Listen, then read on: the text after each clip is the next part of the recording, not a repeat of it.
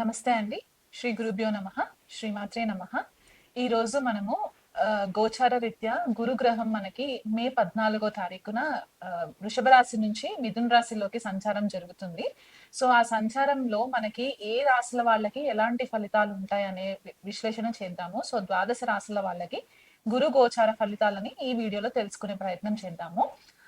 గురుగ్రహం మనకి మే 14 తారీఖున రాత్రి 11 గంటల 20 నిమిషాలకి మనకి న్యూఢిల్లీని గనక మనము లొకేషన్ గా తీసుకున్నట్లయితే కనుక ఆ సమయానికి వృషభ రాశి నుంచి మిథున రాశిలోకి సంచారం జరుగుతుంది. మే 14 తారీఖు నుంచి కూడా అక్టోబర్ 18 తారీఖు వరకు కూడా మిథున రాశిలో సంచారం జరిగి 18 తారీఖు అక్టోబర్ లో కర్కాటక రాశిలోకి వక్రిగతిలో ట్రాన్సిషన్ జరుగుతుందన్నమాట.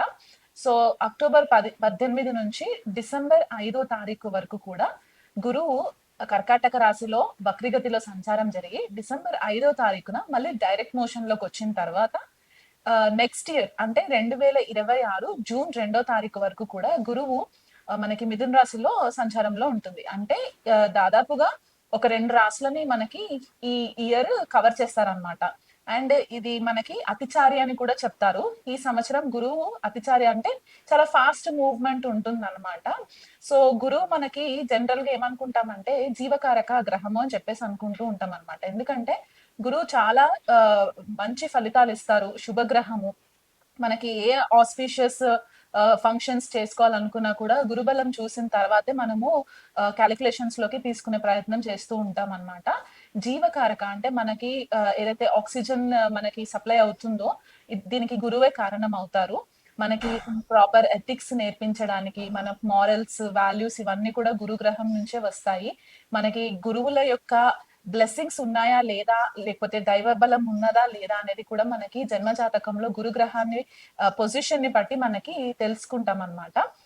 గురువు మనకి విద్యాకారకుడు కూడా అన్నమాట. అంటే మనకి విద్యకి సంబంధించిన మెయిన్ గ్రహం గురుగ్రహం అయిపోతారు కాబట్టి ఒక జీవికి వీళ్ళు ఏ లెవెల్ వరకు ఎడ్యుకేషన్ లో వీళ్ళు రాణించగలరు అనే ఒక విశ్లేషణ చేయడానికి కూడా మనకి గురువు గ్రహం ఒక క్యాలిక్యులేషన్ తీసుకోవడం అనేది ఇంపార్టెంట్ అయిపోతుంది.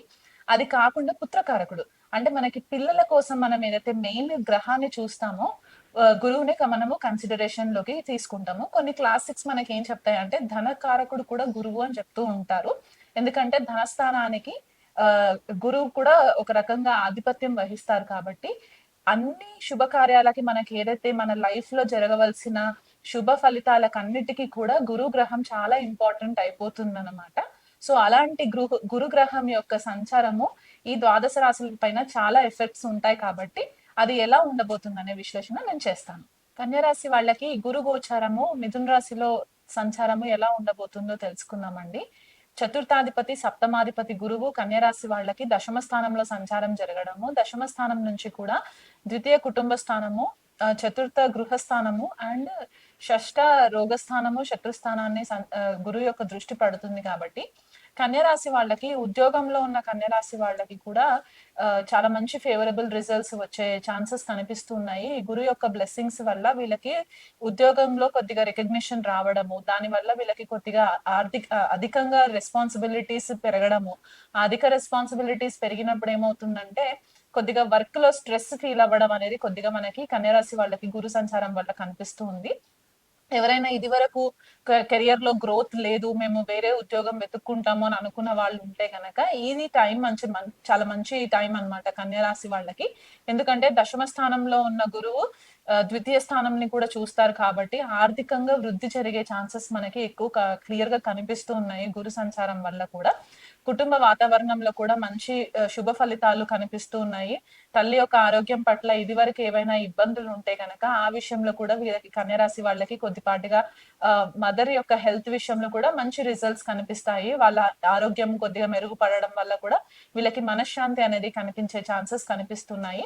కాకపోతే వీళ్ళు కొద్దిగా వర్క్ స్ట్రెస్ ఎక్కువ తీసుకోవడం వల్ల దాని వల్ల కొద్దిగా హెల్త్ వీళ్ళకి ఇంపాక్ట్ అయ్యే ఛాన్సెస్ కనిపిస్తున్నాయి. షష్ఠ స్థానం పైన కూడా కొద్దిగా గురు యొక్క దృష్టి పడుతుంది కాబట్టి కొద్దిగా బాడీ ఎక్స్పాన్షన్ అవ్వడము అంటే లావ్ అవ్వడము ఇలాంటివి కూడా కొద్దిగా కన్యా రాశి వాళ్ళకి కనిపిస్తుంది కాబట్టి ఆ విషయంలో కొద్దిగా జాగ్రత్త పడితే చాలా మంచి రిజల్ట్స్ వస్తాయి.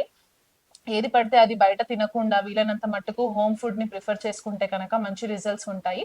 అండ్ శత్రు జయము కలిగే ఛాన్సెస్ ఉన్నాయి కన్యా రాశి వాళ్ళకి. ఇదివరకు ఎవరికైనా సరే కోర్టు విషయాలలో గనక ఇబ్బందులు ఫేస్ చేస్తూ వ్యతిరేకంగా ఉండుంటే గనక కన్యా రాశి వాళ్ళకి ఈ గురువు సంచారం వల్ల కొద్దిగా మీకు మంచి వ్యక్తులు పరిచయం అవ్వడము, వాళ్ళ గైడెన్స్ వల్ల మీరు అంచెలంచెలుగా ఎదగడము, శత్రువులపై విజయం సాధించడము, ఇవన్నీ కూడా మీకు ఫేవరబుల్ రిజల్ట్స్ కనిపిస్తున్నాయి.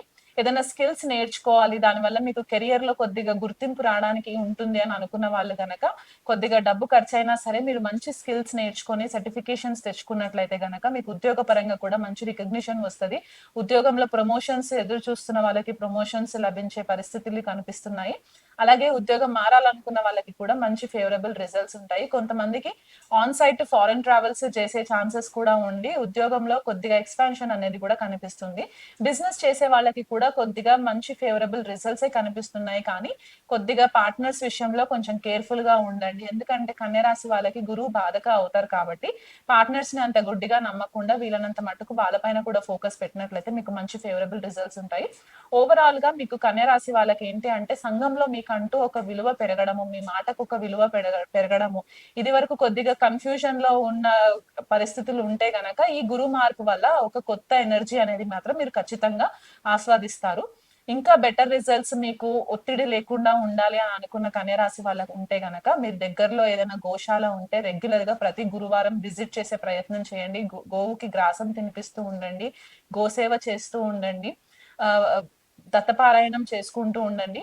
చిన్నపిల్లలకి చదువు విషయంలో ఎవరికన్నా లేని వాళ్ళు ఉంటే గనక వాళ్ళకి పలక బల్పం కొనించడము, లేకపోతే బుక్స్ పంచి పెట్టడము, ఇలాంటివి చేసినా కూడా మీకు మంచి రిజల్ట్స్ వస్తాయి. ఆవు నెయ్యితో దీపం పెట్టడం మాత్రం మర్చిపోకండి.